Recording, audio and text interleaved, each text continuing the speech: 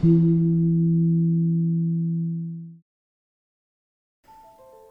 ြောရင်လေအောင်မင်းလွန်ရကြပါလိမ့်မယ်မြမနွေဦးတော်လန်ရေးဟာ2025ခုနှစ်အတွင်းမှာအဆုံးဖြတ်ဖြစ်လာလိမ့်မယ်လို့ပြည်တွင်းအကဲခတ်များသာမကနိုင်ငံတကာကပါယူဆကြတာဖြစ်ပါတယ်ဒါကတော့2021နွေဦးကာလကစလို့တူမီနဲ့စခဲ့တဲ့အခြေအနေကနေလက်ရှိအချိန်ထိ၄နှစ်ကျော်ကာလအတွင်းဖြစ်ပေါ်တိုးတက်မှုတွေကိုကြည့်ပြီးအကဲဖြတ်ကြတာပါဒီ၄နှစ်တာကာလအတွင်း EAO ပေါင်း PDF အင်အားတွေဟာတိုင်းစစ်ဌာနချုပ်2ခုဒါကာစာ2ခုစကခ3ခုနဲ့စကစာတရင်ပေါင်း100ကျော်ကိုပြုတ်ပြုံအောင်တိုက်နိုင်ခဲ့တာပါဒါအပြင်မြို့ပေါင်း100ကျော်အပီးသိမ်းယူထားနိုင်ခဲ့ပြီးတနိုင်ငံလုံးနယ်မြေအများစုကိုစိုးမိုးလာနိုင်တာဖြစ်ပါတယ် BBC အတန်လွင်ဌာနကပြောသွားတဲ့စီးရင်ရဆိုရင်တော့စကားစာဟာတနိုင်ငံလုံးနယ်မြေကို21ရာခိုင်နှုန်းလောက်ပဲချုပ်ကင်ထားနိုင်တော့တယ်လို့ဆိုတာဖြစ်ပါတယ်ဒါဟာလွတ်လပ်ရေးရပြီးနောက်ပိုင်းအထူးသဖြင့်1962ခုနှစ်နောက်ပိုင်းမကြုံဘူးတဲ့အောင်ပွဲဖြစ်လို့2025ဟာအလှည့်ပြောင်းဖြစ်မဲ့နှစ်လို့ယူဆကြတာကဖြစ်နိုင်ရရှိတဲ့ကိစ္စလို့ဆိုရမှာပါတစ်ဖက်မှာပြန်ကြည့်ရင်စစ်တပ်ကသူတို့ရှင်သန်နိုင်ရေးအတွက်အသေးလဲရုန်းကန်နေတာကိုတွေ့ရမှာပါတရုတ်ရဲ့အကူအညီနဲ့နယ်စပ်လက်နက်ကင်တွေကိုစစ်ရက်ဆဲဖို့နယ်မြေတွေပြန်ပေးဖို့ PDF ကိုမကူညီဖို့စတာတွေဖိဖိစီစီလုပ်နေတာဖြစ်ပါတယ်နောက်တစ်ဖက်ကတော့သူ့တက်ကပြုံးတီးသွားတဲ့အင်အားတွေကိုအနော်ရထာလက်တက်ကစရင်အခုချိန်ထိသမိုင်းမှာမကြုံဘူးလောက်အောင်အတင်းကျပ်စစ်သားစုဆောင်းနေတာဖြစ်ပါတယ်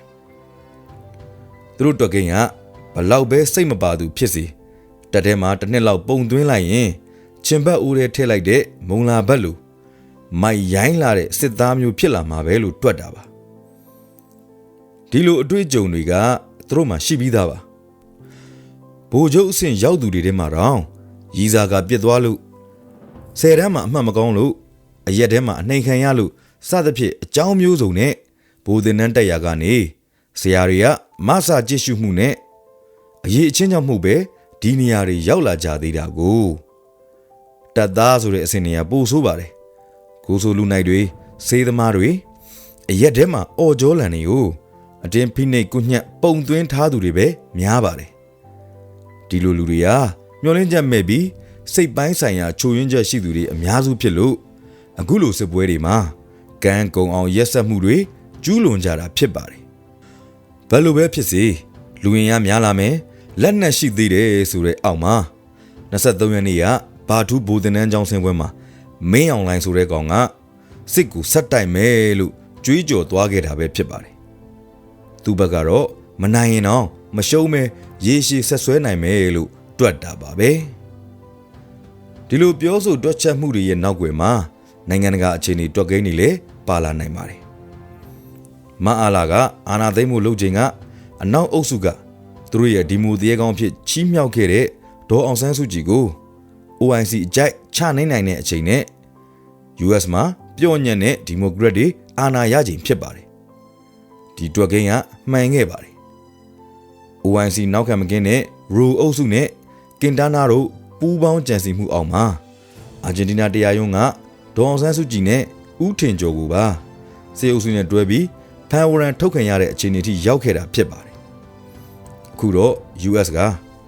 အာနာဆိုတာစစ်ရေးစီးပွားရေးအင်အားပဲလို့ကောင်းကောင်းခံယူထားတဲ့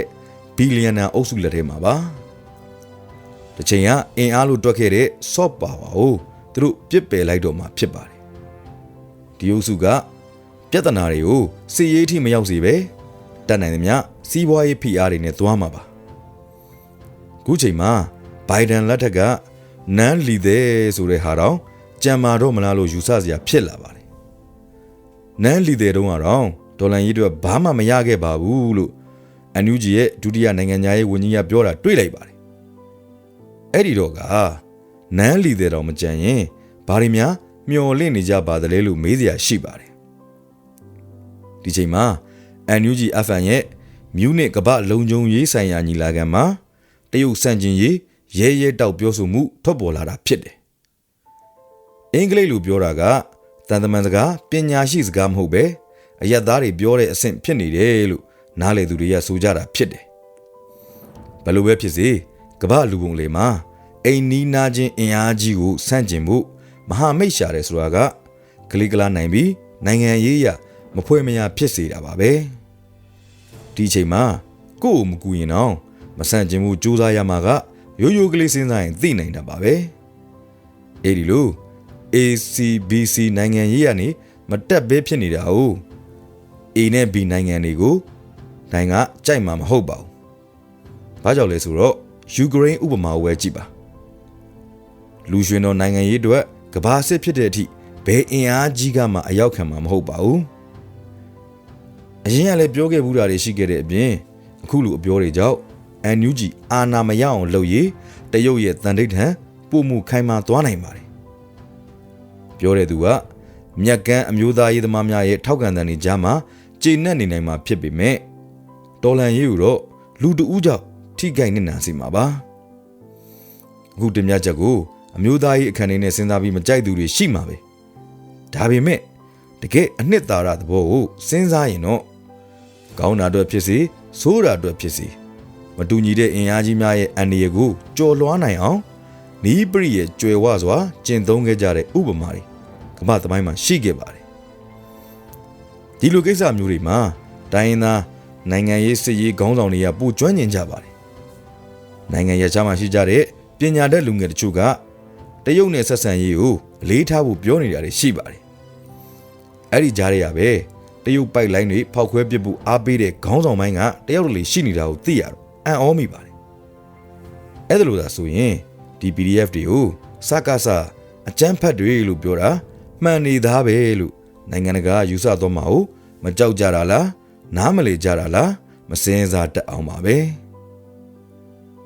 ဒေါ်အောင်ဆန်းစုကြည်အားအစိုးရဖွဲ့ပြီးပထမဆုံးခီးစဉ်ဖြစ်တရုတ်ကိုသွားခဲ့ပါတယ်သူ့ရဲ့တန်းလျှောက်လုံးအနောက် funding လက်ဝေခံ NGO များရဲ့လေသံတွေတိုင်းလိုက်မလုပ်ခဲ့ပါဘူးအစိုးရတရက်ကအဲ့ဒီလိုမူရက်တည်ချက်ခိုင်မာဖို့လိုတာဖြစ်ပါတယ်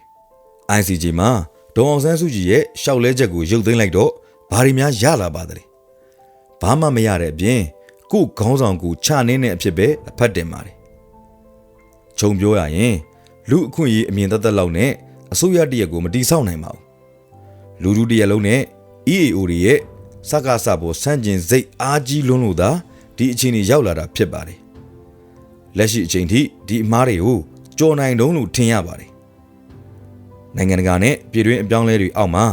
ဘယ်လောက်ထိဆက်ပြီးကြော်လွှားသွားနိုင်ကြမလဲဆိုတာတော့မသေးကြတဲ့အခြေအနေဖြစ်ပါတယ်ဇင်ပြောင်ကြီးအမိကြမှာတစ်ဆိုတဲ့စကားကအလကားပေါ်လာတာဟုတ်မယ်မထင်ပါဘူးဟုတ်ကဲ့ပါ